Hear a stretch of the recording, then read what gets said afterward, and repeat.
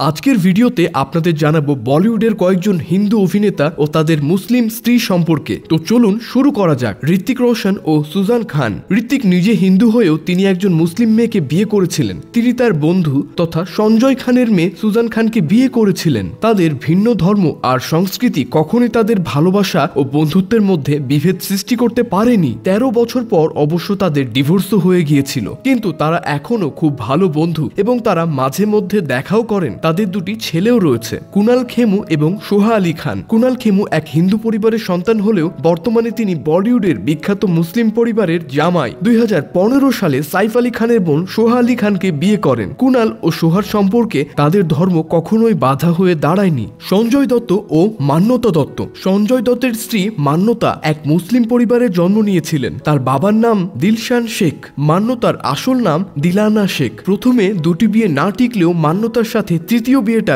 অবশেষে স্থায়ী হয়েছে। তারা এখনো দুই সন্তান নিয়ে একসাথেই রয়েছে। সুনীল শেঠি ও মনীষা কাদিরি। সুনীল শেঠি মনীষা কাদিরি নামে এক মুসলিম অভিনেত্রীকে বিয়ে করেছিলেন। মনীষাকে প্রথমবার দেখে সুনীল তার প্রেমে পড়েছিলেন। মনীষা এক রক্ষণশীল মুসলিম পরিবারের মেয়ে ছিলেন, তবুও তাদের প্রায় 25 বছরের বিবাহিত জীবনেও কখনোই ধর্মীয় ভেদাভেদ প্রাধান্য পায়নি। অর্পিতা খান ও আয়ুষ শর্মা। বলিউডের নবাগত অভিনেতা আয়ুষ শর্মার সাথে বিয়ে হয় সালমান খানের দত্তক নেওয়া বোন অর্পিতা খানের। আয়ুষ শর্মা এক সম্ভ্রান্ত হিন্দু পরিবারের ছেলে। বর্তমানে তাদের দুটি সন্তান নিয়ে একসাথে আছেন।